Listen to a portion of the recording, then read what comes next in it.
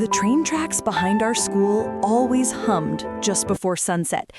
You could hear them vibrate long before the train came, a soft warning, like the world taking a deep breath. That's where I first saw her, Elena. She was sitting on the edge of the platform, shoes dangling, her hair catching the gold light of late June, the kind of beauty that didn't know it was beautiful.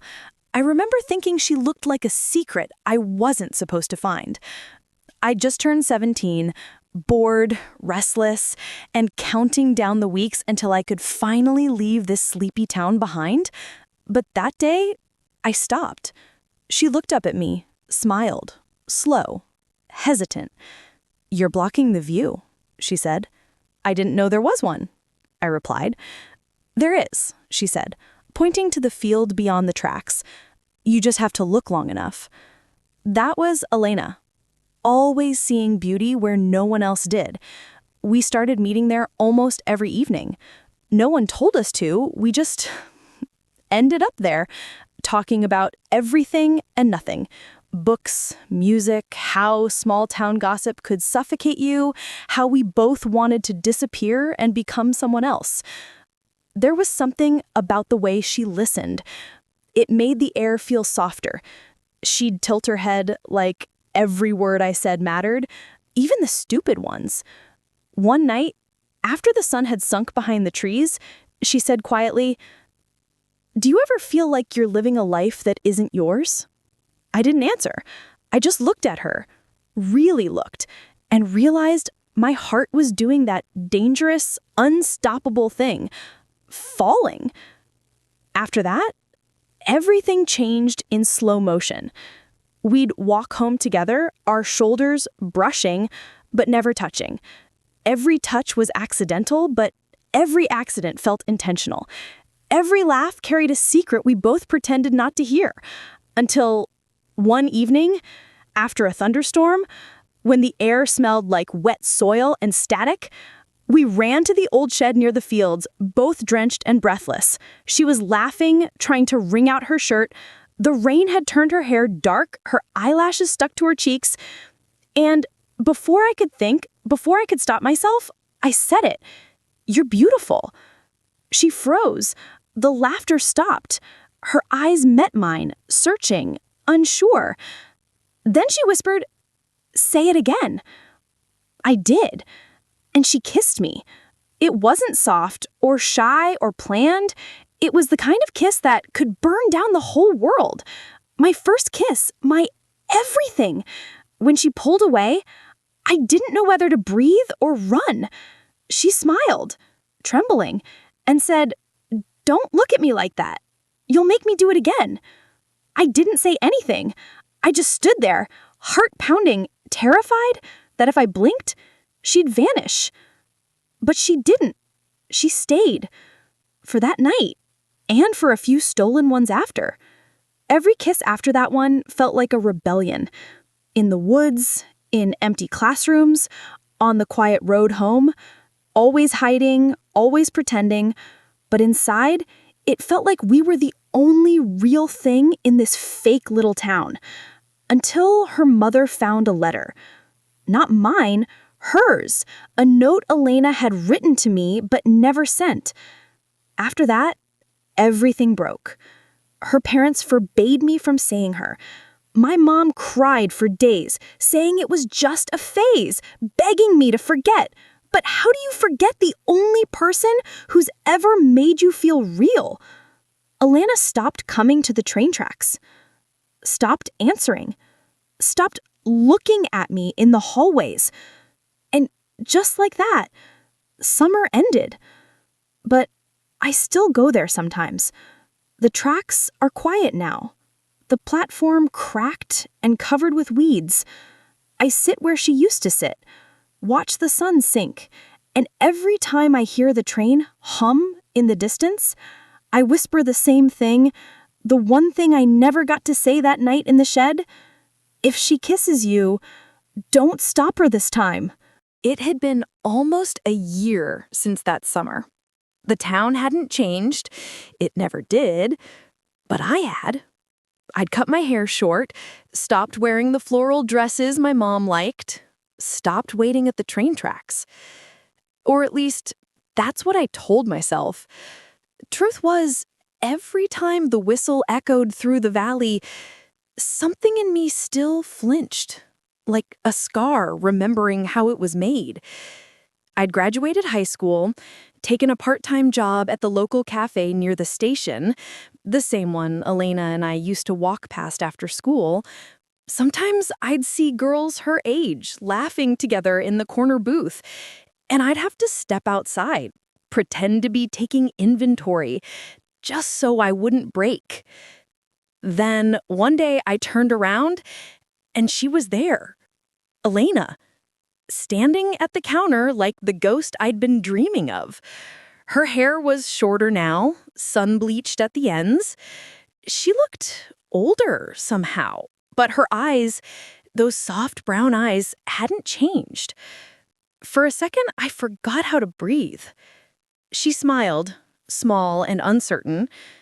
"Hey," I whispered back, my voice barely holding. She glanced around. "Still working here?" "Still in this town," I said with a weak laugh. She didn't laugh. "I came back for the summer." Of course she did. The universe wasn't done with me yet. We talked like strangers, pretending to be old friends, about university, about the city, about nothing that mattered. She said she was studying art now. I said I wasn't sure what I was doing, and she smiled like she already knew that. But beneath the small talk, something was pulsing, a current. It was in the way she kept glancing at my hands, in the way her voice trembled when she said my name. Before she left, she said softly, "Do you still go to the tracks?" I didn't answer. I just nodded. That night, she came. The air was thick with midsummer heat, the sky bruised purple with storm clouds. She walked down the path in a white shirt and jeans, hair pulled back. She looked like the version of her I used to dream about, the one who wasn't afraid anymore. "I didn't think you'd actually come," I said. She shouldn't have, but I had to. For a long time, neither of us said anything. The crickets filled the silence. The smell of rain hung heavy in the air. Then she reached out, brushing my hand, soft, fleeting. She said, "I thought I'd forgotten you. I tried to." "Did it work?" She shook her head, tears glinting in the dying light. "No." And then she kissed me. Just like the first time. Sudden, breathless, reckless. But this time, there was no fear left. Just everything we'd buried clawing its way to the surface. It felt like coming home to a place that didn't exist anymore. When she pulled away, we were both trembling. "I can't stay," she said. "My mom still, she doesn't understand. She won't ever understand. I don't need her to. Just stay tonight." She hesitated, then nodded. We went to the shed, the same one from that stormy night. It smelled like dust and rain, like memory. She sat beside me on the old wooden floor, knees touching. She whispered, "I used to come here." After we stopped talking, I'd sit here and try to forget how your lips felt. I smiled through the ache. I did the same thing. We talked for hours.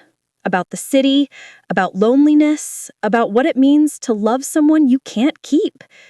Every word felt like a wound reopening and healing at the same time. Then she said something I'll never forget. "If I kiss you again, don't stop me this time." And I didn't. That night we let the world disappear. No guilt, no hiding, just us, raw and real and heartbreakingly human. But dawn came, like it always does, and reality followed. When I woke, the space beside me was empty. She was gone. There was a note where she'd been lying. Just a torn piece of paper with her handwriting. I love you, but I can't ruin both our lives to prove it.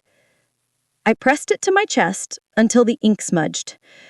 That was the last time I saw her, or so I thought.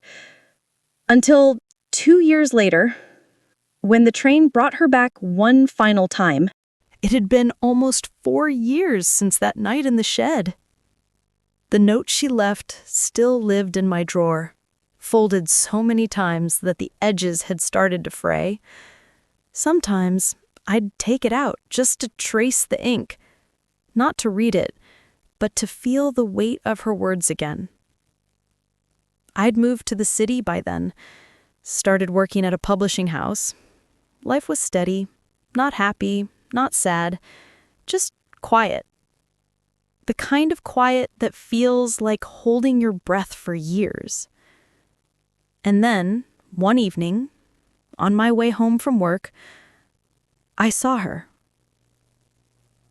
Elena. Standing on the train platform. The same platform where everything had started. For a moment, I thought I was dreaming. The crowd blurred, the city noise vanished. It was just her.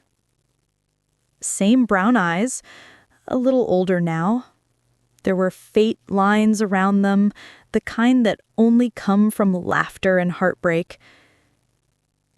She saw me. Her lips parted, and that familiar, soft smile appeared, the one that had always undone me. "Hey," she said, voice trembling, like she couldn't believe it either. I laughed, though it sounded more like a sob. "You always find me at train stations." "I guess we have a type of place," she whispered. We stood there for a long moment, letting the noise of arrivals and departures fill the spaces where words couldn't. Finally, I asked, "How long are you in town?" She looked down.